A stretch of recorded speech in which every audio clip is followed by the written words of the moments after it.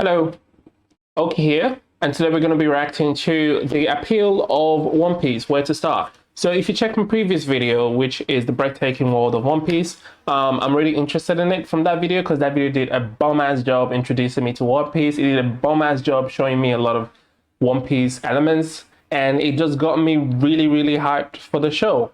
I'm not sure if I'll be starting it anytime soon. I'm still trying to get convinced to start it anytime soon. So hopefully this one, the appeal of One Piece, where to start, can be pretty convincing to me.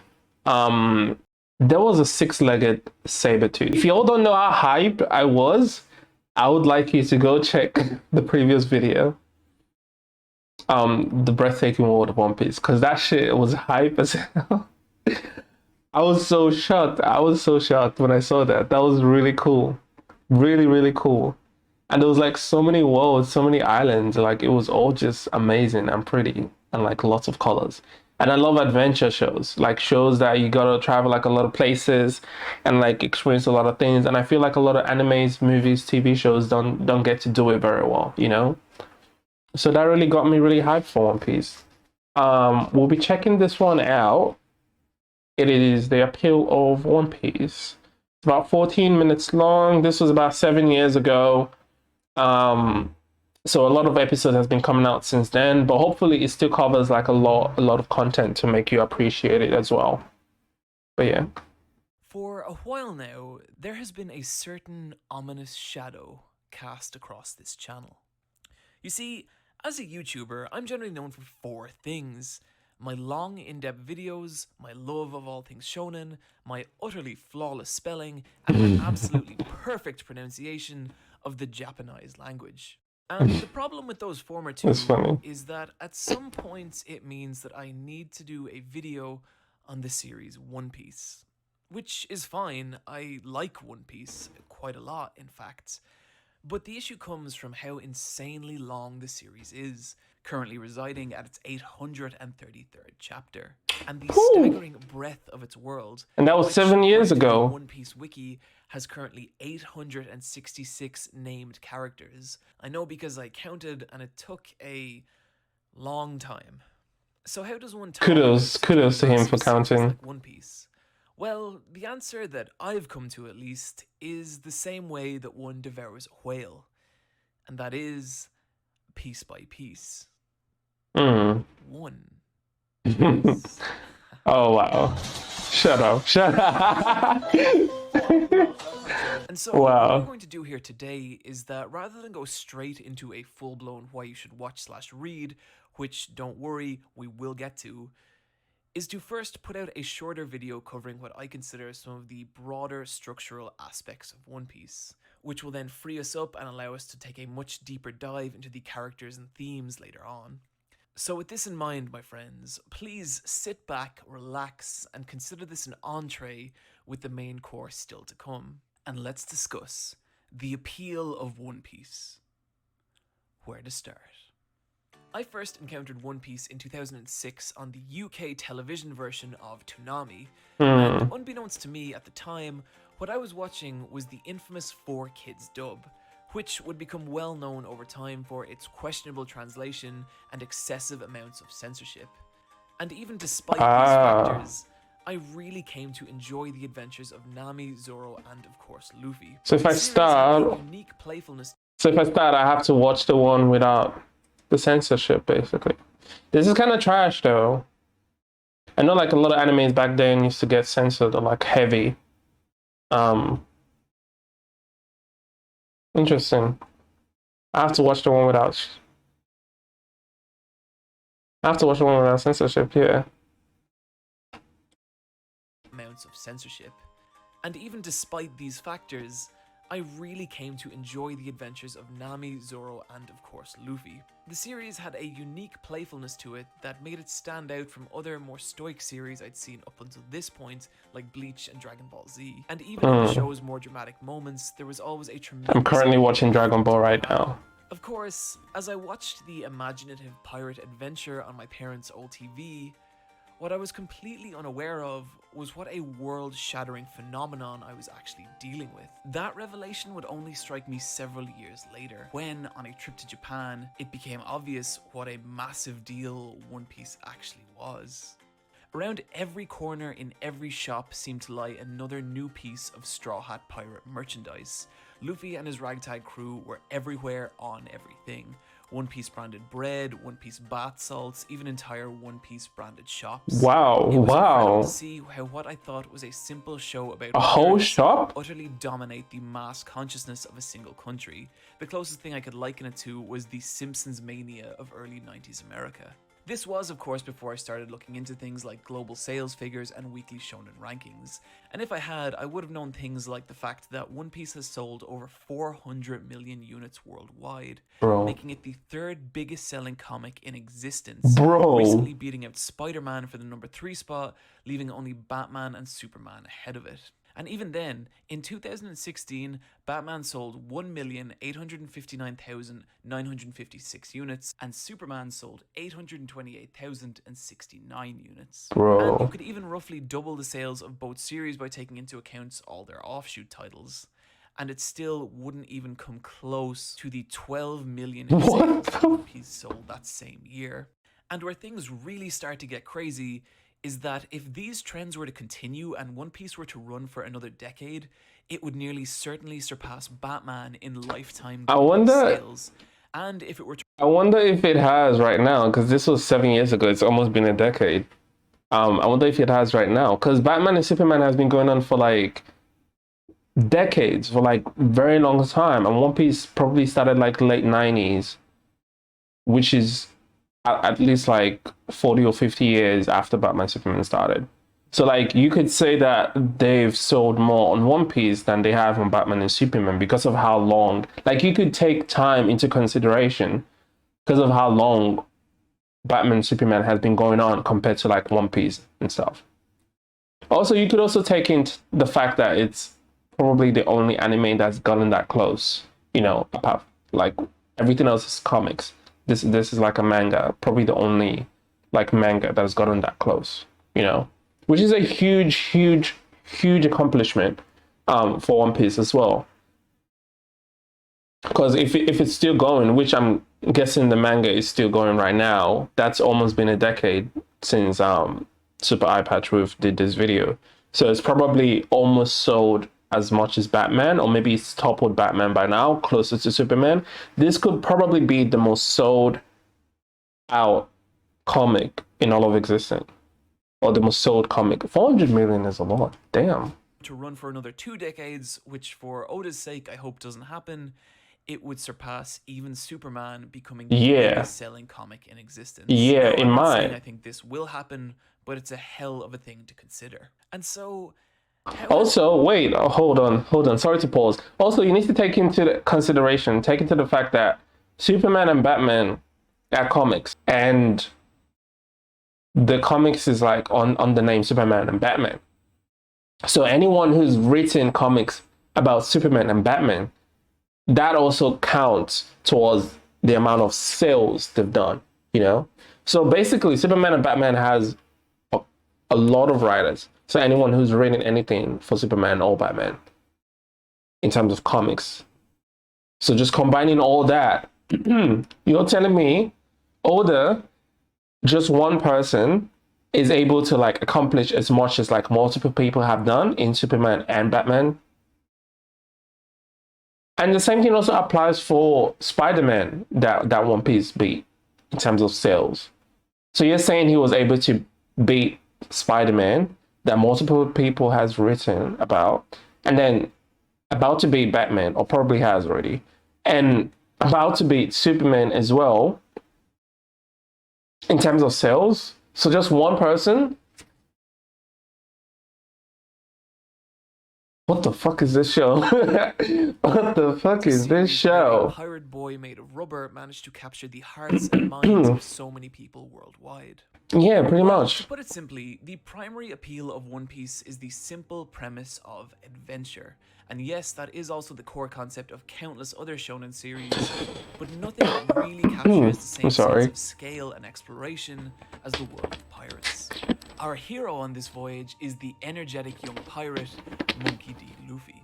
Luffy is a simple character with a simple goal, to find the mysterious treasure only known as One Piece, and in doing so, become king of the pirates. This was Luffy's primary motivator from chapter 1 and remains so in chapter 834. And this keeps Luffy's journey along the consistency path, which is a concept surprisingly unique to One Piece.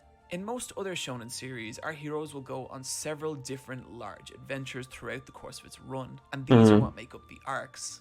But in One Piece's case, it's always the same journey along the same path, to the point that you can actually chart Luffy's route out on a physical map. And the sub-arcs come from the various different islands or landmasses the crew encounters along the way. This works particularly well as it makes the core story of One Piece very easy to understand, while also allowing for a massive amount of variety in the series sub-arcs. Some can be very simple, like the Barty arc, in which the Straw Hats visit a famous sailing restaurant in order to recruit a chef.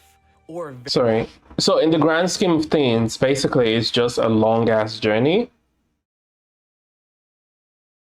Cause like an act can go for like a pretty long time, you know, but it's just a very long journey as it keeps going.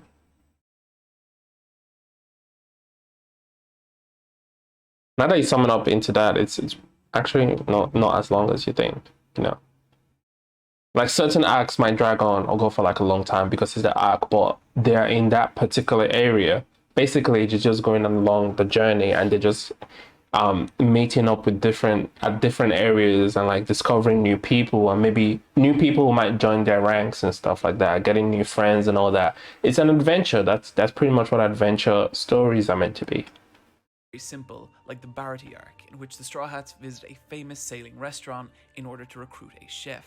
Or very complicated like the Dressrosa arc, in which the crew must untangle a web of political intrigue and face down a vicious and tyrannical false king. And because of how the arcs are structured, with literal massive quantities of ocean between them, there's no real limit to the kind of stories One Piece can tell. They start off fairly villain of the week-esque, with most enemies being rival pirate captains. Buggy the Clown. As we move on, we see the Straw Hats embroiled in government conspiracies, abducted by massive haunted ghost ships, springing jet embroiled in this enemies being rival pirate captains. But as we move on, this is a really cool outfit. I feel like I know who's in this. Is the guy with like the black hair? That I think he wears a hat and he shoots something like a. It's in the opening. He shoots like a that thing on the head of it, like I forgot what it's called. So he shoots that. So that's him with the whole staff. That is a cool outfit. That is a cool. Anything to do with like staff, staff or lance or like a long weapon. Even Nami as well, her weapon looked cool. Like long weapons, I'm like a huge fan of it. We see the Straw Hats. And then he has a mask on, that's cool. Conspiracies, abducted by massive haunted ghost ships, springing jailbreaks, and even being at the center of large-scale global conflicts. And throughout the entire adventure, there's this real genuine sense of time and progress. When Luffy sets out on his journey from Fuchsia Village, he has little more to his name than a wooden dinghy and his straw hat. And now, 20 years later, he's an infamous pirate warlord. Whoa, that's cool. Captain of one of the most renowned pirate crews in all of existence. Hey, such a come up. Look at that. Include a master samurai, a technologically advanced pantsless cyborg, and even an undead violinist with a awful, amazing sense of humor. One of the core joys of One Piece is watching Luffy slowly ascend in status and build his crew as each new battle propels him closer to his dream while also increasing his notoriety worldwide. He gets more popular. Cues of moving quickly, but it is always moving. And I think it's only when you look Squad, back you see how let's go. Luffy and his crew have actually come. Of course, the success of an adventure series is largely dependent on the world the adventure takes place in, and this is another area where the series shines. One Piece's world, to put it simply, is the largest, most intricately detailed and well thought out of any of the long-running shonen series, which may not be obvious from the offbeat cartoonish designs of Oda's artwork, but make no mistake, this is a world of layers with its own government, economy, cultural and racial divides, with many, many different factions, all of whom have their own philosophies and motivations. While Luffy and his crew are often at the center or at least involved in large-scale global incidents, The world also progresses entirely separate to them. Major plot incidents completely separate from the Straw Hats are common, and when they do occur, they reverberate throughout the world on such a scale that it drastically affects the lives of every character in it, such as Porticus D. Ace's showdown with Blackbeard that resulted in the Great Summit War. It always feels like there's a larger picture in One Piece, and depending on the global political climate of the time, Luffy and the Straw Hats' allies and enemies can switch from arc to arc, giving the world this intriguing, ever-changing dynamic. And so One Piece's world succeeds on a grand scale, but what may be even more impressive the world is really... the character. Sorry.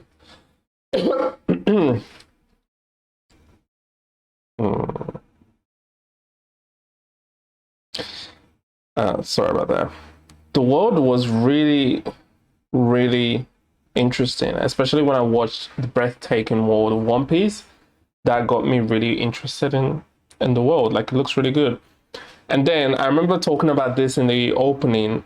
It has a lot of characters, a lot. And then the previous video confirmed it has 866 characters. What the hell? That's crazy. 800, that's a lot of characters.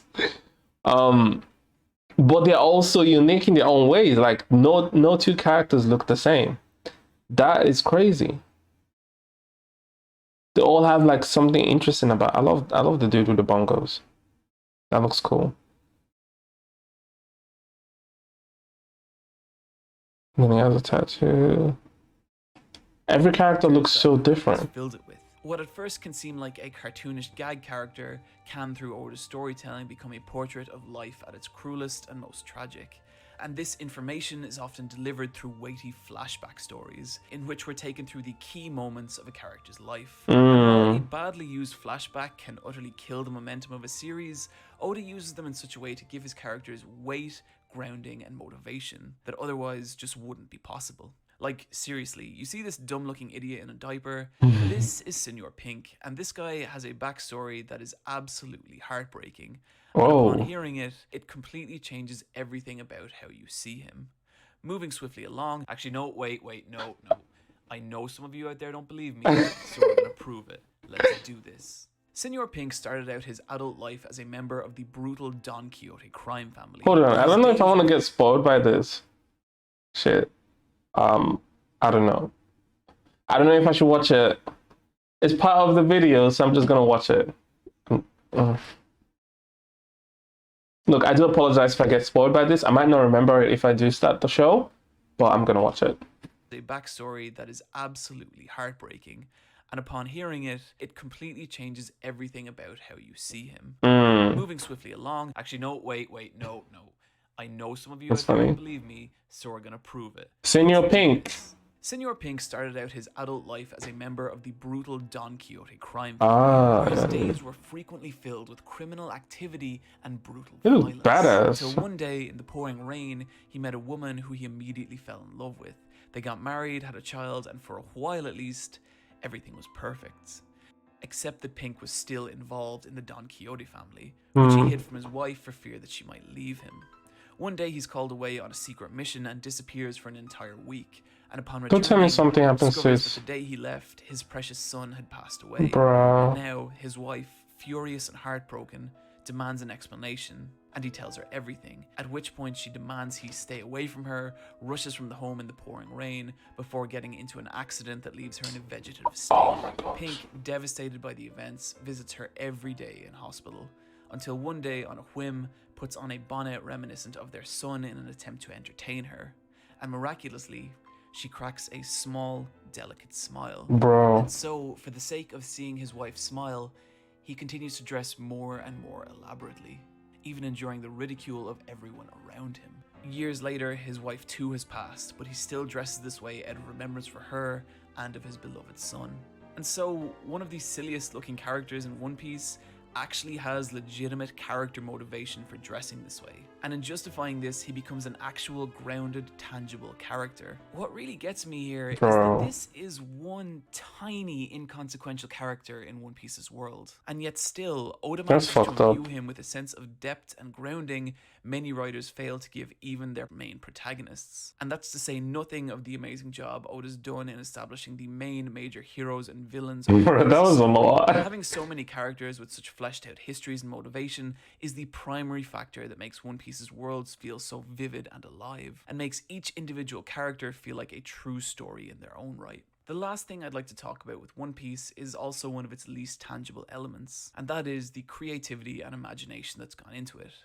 There's always a sense that when reading One Piece, Oda himself... Yeah, that shot is so cool.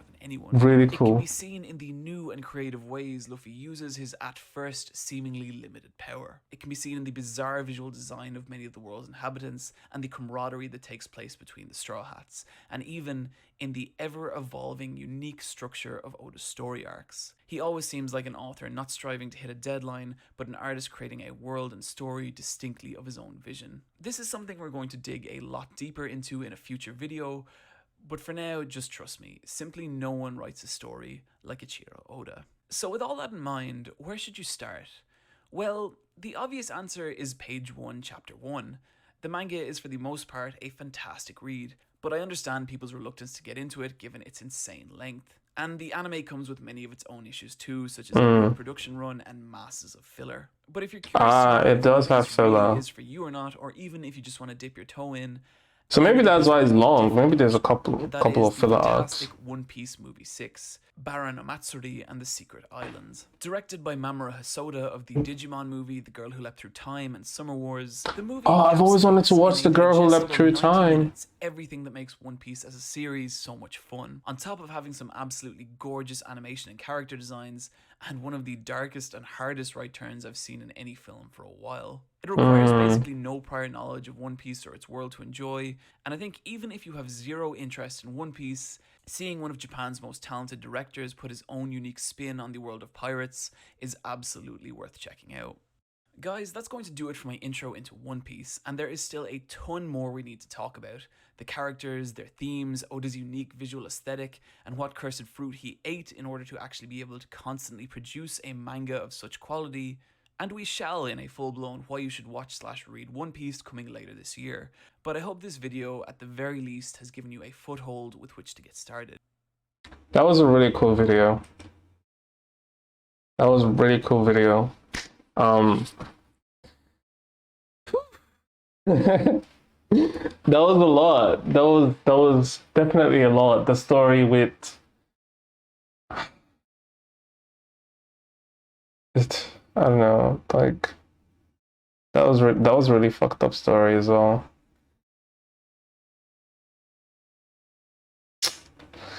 And that's not even one of the main characters, so you know this shit is gonna make you sad. You know this shit is gonna make you cry. Like I was a bit teary-eyed in that. That was really sad. I want to know how his kid died. Like what happened to the kid? Then his wife died after. That's so sad.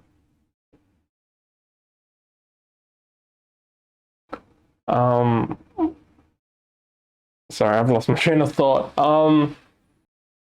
Like it looks good. It looks amazing. I want to watch it. It's just really long, so I don't know how I'm gonna be able to do it. Because I'm currently watching Dragon Ball, so it's like it's gonna be One Piece and Dragon Ball. Those are very, very long anime. But I'll see how it goes. I am interested to watch it. I mean, I am interested to know more. I guess if I was to start it, the first episode would be it'll be episode 1, the first episode. I guess that's pretty much how you start it. I don't know if I want to read the manga because the manga seems as long as the anime. If it seems it's as long as the anime right now. So better to just watch the anime. You know, if there are fillers in it, maybe if you guys feel like, oh, you don't need to watch the fillers, I could just skip that and just keep going with the anime. I'm interested. This was fun. if you got to the end of the video, thank you so much for watching. Thank you to whoever recommended the breathtaking world of One Piece and the appeal of One Piece. It's on my opening videos to One Piece. So thank you to that person that recommended it. I really enjoyed it, and it kind of broadened my knowledge about One Piece a little bit, made me a bit interested. Also, there is a third video that got recommended, which was why you should watch/read One Piece. If you guys want me to check out that video before I actually watch it, before I actually start to watch it, to see if it might be a bit more convincing of me to start One Piece soon, you guys should let me know in the comment section. Let me know what got you into One Piece. Let me know who your favorite character is. I'll be checking out some of the comment section. I tend to check them out when videos are dropped. Within the time frame that I drop my videos, I tend to check out my comment section. So you should let me know about that. If you like the video, share, subscribe for more. I have other content on my channel as well. I just finished Has Been Hotel. I check out like Ado performances and music, who she's a Japanese performer. I check them out. I check out openings for animes. I'm currently watching Dragon Ball as well. Also, there is an anime that is probably out by now, a new anime that I just started. It's probably out by now, or if it's not, I don't want to spoil it. So just keep a lookout for that. If it is, yes, I'll be watching that anime. It's like a weekly thing, because I'm not trying to like put too much in one go, so I don't like stress myself too much, you know, because there's like a lot of shows that I'm checking out right now. So yeah, that one is like a weekly thing. You can check out that one if it's out already. If it isn't, then keep a lookout for it. Patreon, like I said in my previous video, will be coming out soon. Right now I'm just trying to make sure it's stacked with a lot of shows. Like a lot of shows I've reacted to on YouTube is all on Patreon right now. I'm not putting the link out yet because I'm still trying to make sure there's a lot of content. So when you sign up in the first month, you have a lot of content on there, which is good. I always find that to be very appealing, to have just a lot of content on there, so that the person will be able to binge watch the content on that first month. So yeah, thank you so much for watching. Hope you have a lovely day, lovely night, or whatever time you're watching this, and I'll catch you in the next one. Peace.